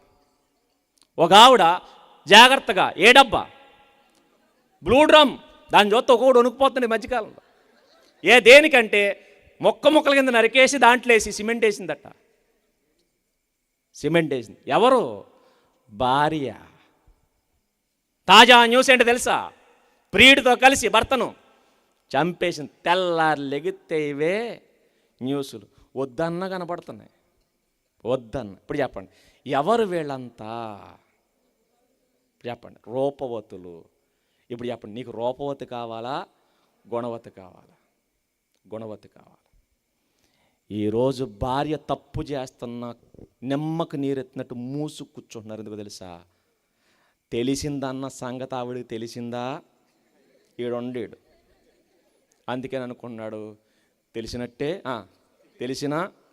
తెలియనట్టే బతుకుదాం. కాబట్టి నీ పని నీది, నా పని నాది. ఈ బతికే కన్నా చెప్పండి అదన్నమాట. అలా అయిపోయింది. అందుకే పెళ్ళైన తెల్లారి తీసుకెళ్ళి చంపేశారట. పెళ్ళైన తెల్లారి. ఎలా ఎందుకు అయిపోయింది? అయిపోద్దంతే. నీ లైఫ్కి సెక్యూరిటీ ఒక ఆయన ఉండాలి, నీ లైఫ్ కాపర్ ఒక ఆయన ఉండాలి. ఇలాంటి కంటకులు నీ లైఫ్లోకి రాకుండా ఆయన కూర్చోవాలి. ఆయన ఒక్కడే కాపాడగలడు. అలా నీ లైఫ్ను ఆయన చేతిలోకి తీసుకోవాలంటే నీవు ఆయన సన్నిధిలో కనబడాలి. ఎలా కనబడాలి?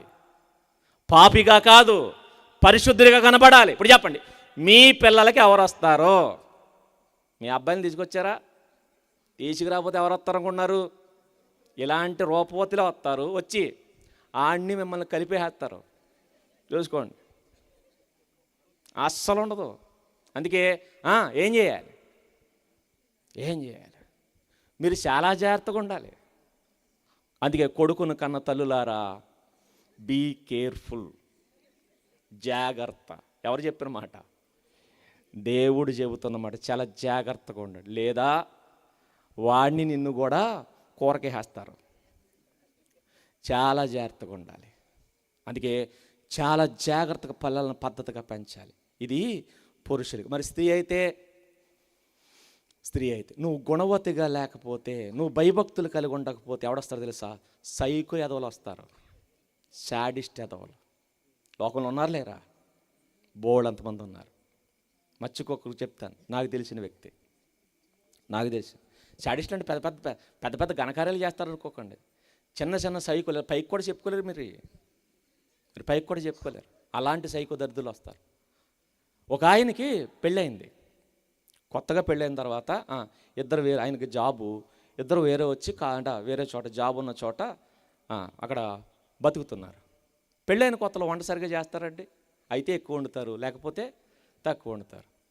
ఒకరోజు అన్నం ఎక్కువ వండేసిందట, పైగా చారు ఎక్కువ కాసిందట, పైగా చారే. వాడు భోజనం చేసిన తర్వాత చూశాడు, ఈ అన్నం ఎందుకు ఎక్కువైందని అడిగాడట. ఏదో కొంచెం ఎక్కువైందండి, ఈ చారు ఎందుకు మిగిలింది అన్నాడట. మిగిలింది, ఫోన్లో రేపు పొద్దుట పని చేద్దండి. కుదరదు. ఏం చేయండి? పడేసినా వదలరట. మరేం చేయి? తిను అన్నాడు. ఎక్కువ వండే కాబట్టి ఏం చేయి? తిను అని చెప్పి ఆడక్కడ కుర్చీ వేసుకుని కూర్చుని ఈవిని కింద కూర్చోబెట్టి, తింటావా తినవా అంటే అప్పుడే తింద పాపం ఆవిడ. అప్పుడే తిన్నదా? నువ్వు తింటావా తినవా? తినేసిందట. తినేసిన తర్వాత సారి ఇంకా మిగిలితే తాగు అన్నాడు. ఇంకోసారి ఎక్కువ వండావో చెప్పండి. ఇదే ఆ రోజు నుంచి ఎక్కువ ఉండదండి. ఎందుకంటే అవసరమైతే తక్కువ ఉండదు. ఈడు ఎక్కువ తినేసాడు అనుకోండి, ఎవరికి ఉండదు? ఆవిడకు ఉండదు. లేకపోయినా పర్లేదు, ఎవడు తింటాడు అని చెప్పి ఆ రోజు నుంచి తక్కువే వండుతుందట. ఇదో రకమైన శాడిజం. మరలా ఇతను ఏం చేశాడు తెలుసా? ఒకరోజు ఆవిడ పడుకుందటండి. వీడు నైట్ 3 గంటలకి సెల్ ఫోన్ చూస్తున్నాడు, నిద్రపోలేదు. అలా చూస్తుండగా పచ్చడి కనబడ్డదట. ఏ పచ్చడి అంటే రోటి పచ్చడి. ఈ వంటలు ఉంటాయి కదా యూట్యూబ్లో, వంటల కార్యక్రమం. పచ్చడి కనబడ్డదట, రోటీ పచ్చడి. ఎవడో నూరుతున్నాడు. ఈ 3 గంటలకి ఈయనకి ఏమనిపించిందంటే అన్నం తినాలనిపించిందంటే ఏ పచ్చడి వేసుకుని వెంటనే పడుకున్నవాడి దగ్గరికి వెళ్ళి లెగ్గొట్టి, ఏం చేయి? పచ్చడి చేయి. మళ్ళీ మిక్సీలో కాదు, రోట్లో నూరు పచ్చడి చేయనట. రోలు అంటే రోడ్డు మీద ఉంది. టైం ఎంత అయింది? 3 అయింది. నువ్వు వండి చేస్తావా చెయ్యవంటే ఏం చేద్ది? మళ్ళీ పైగా ప్రేమించి పెళ్లి చేసుకుని పిల్ల, వేరే దిక్కేమీ లేదు. చచ్చినట్టు లేచి రోడ్డు మీద ఇంకా కూర్చుని నూరుతుందట. ఇప్పుడు చెప్పండి, రోడ్డు అంటే ఆ టైంలో ఎవడన్నా చూస్తే ఫస్ట్ ఆడు చేస్తాడు. ఆ టైంలో రోటీ పచ్చడి చేసి అన్నం వండి ఆయన పెడితే అప్పుడు తినేసి 6ంటికి పడుకున్నాడటండి. ఈవిడ తెల్లారిపోయింది. ఇప్పుడు చెప్పండి, దీన్ని ఏమంటారు? ఎవరికైనా చెప్పుకోగలదా? ఎందుకు చెప్పుకోలేదు? ప్రేమించి పెళ్లి చేసుకుంది.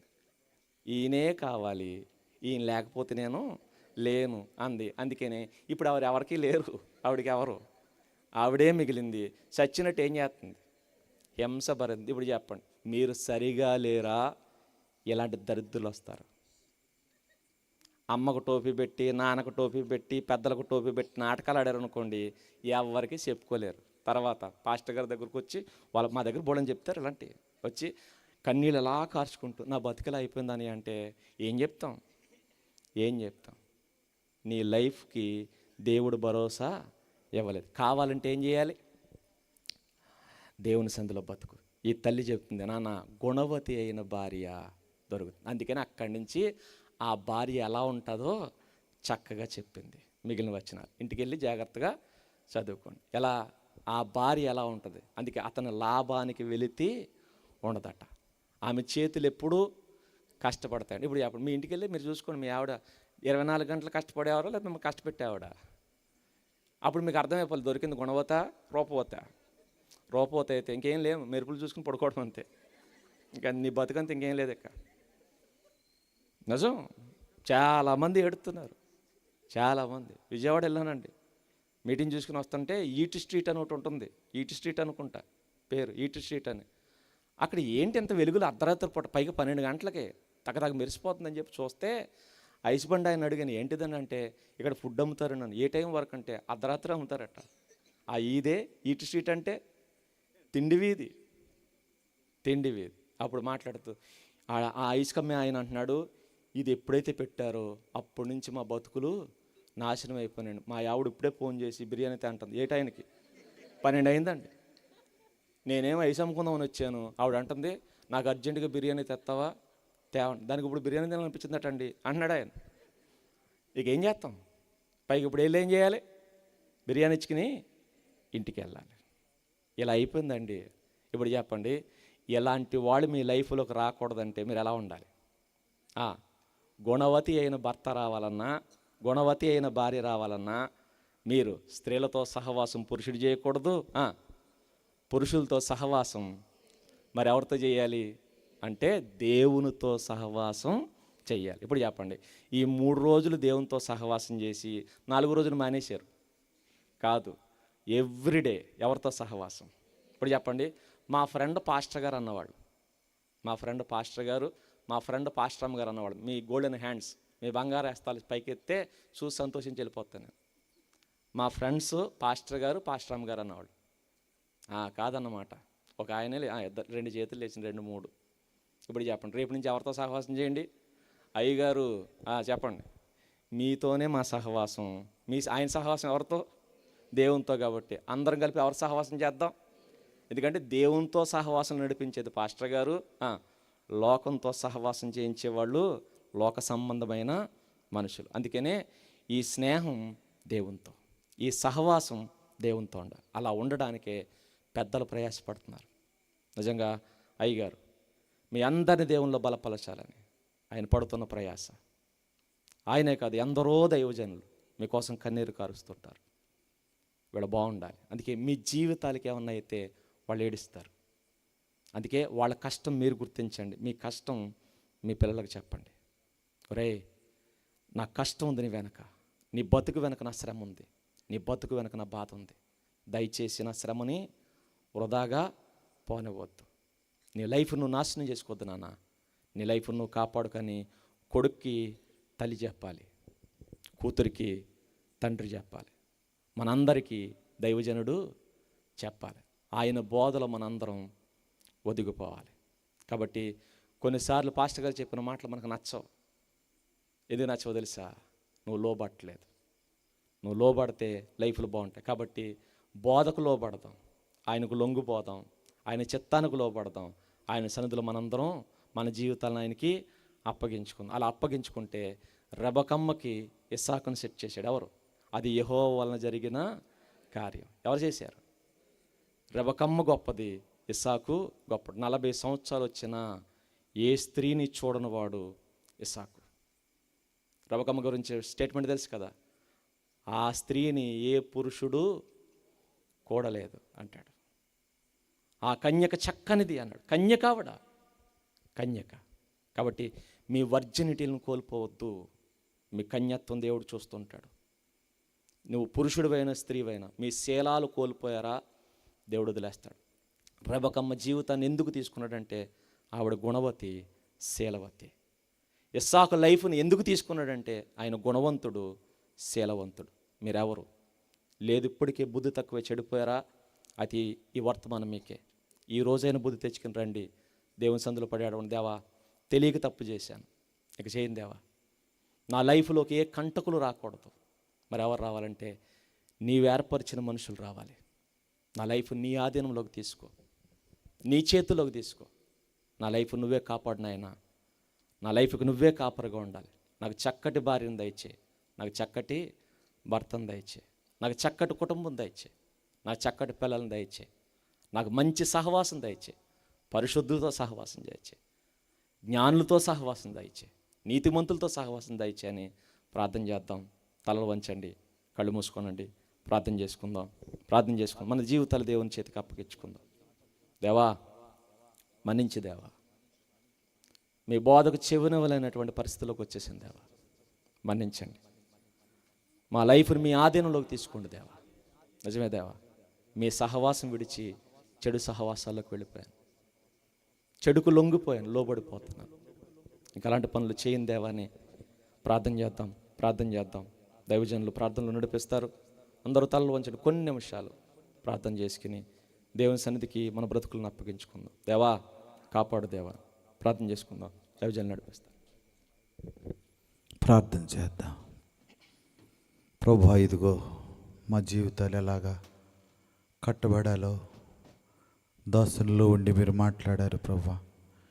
ఈ తర యవనస్తులు ప్రభువా, యవన బిడ్డలు వారి యొక్క జీవితాల్ని ఎలా కట్టుకోవాలో, తల్లులు ఎలాంటి ప్రత్యేకమైనటువంటి బోధ చేయాలో, ఏ మాటలు నేర్పించాలో మీరు మాట్లాడినందుకు మీకు వందనాలు చెల్లిస్తున్నాం ప్రభు.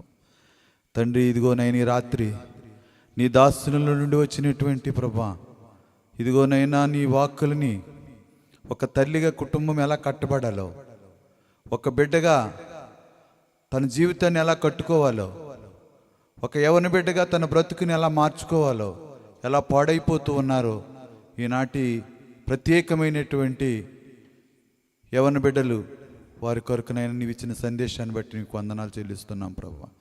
మహాగణుడా, పరిశుద్ధుడా, మీకు స్తోత్రములనైనా. కూడి వచ్చినటువంటి ప్రభా ప్రతి ఒక్క కుటుంబానికి ఒక ఆశీర్వాదకరమైనటువంటి ప్రభా సందేశాన్ని ప్రభా విన్నాము, మీకు వందనాలు చెల్లిస్తున్నాం ప్రభా. అలాగే నా తండ్రి, నా ప్రభా, నీ దాసుని ప్రయాణంలో కూడా క్షేమాన్ని దయచేయండి ప్రభా. ఇది ఇప్పుడు కూడా నేను కూడి వచ్చిన బిడ్డలందరూ గృహాలకు వెళుతూ ఉండగా ఇదిగో మంచి క్షేమాన్ని ప్రభా నా తండ్రి దయచేసి నడిపించుకోమని, రేపు జరగనటువంటి కూడికలో, ఎల్లుండి జరగనటువంటి కూడికలో ప్రభా మీరే వాతావరణం ఈ ఆధ్వర్యంలో పెట్టి నడిపించి బలపరచమని యేసు ప్రభు నామములు అడిగి వేడుకుంటున్నాము తండ్రి, ఆమేన్. థ్యాంక్ యూ అయ్యగారు. ఒకసారి చప్పట్లు కొడుతూ దేవుని మహింపరుద్దాం. చాలా సంతోషం. నేను మరలా మాట్లాడతాను. నేను చెప్పాను అయ్యగారి గురించి ఇంట్రడక్షన్ ఇస్తూ మరలా మాట్లాడతానన్నది అదే. ఈ సమయంలో ఐజక్ అన్న ఒక పాట పాడుతూ ఉండగా కానుకలను సేకరించబడతాయి. పెద్దలు కానీ యవనస్తులు కానీ కానుకలు సేకరించడానికి సహకరించాలని విజ్ఞప్తి చేస్తాను.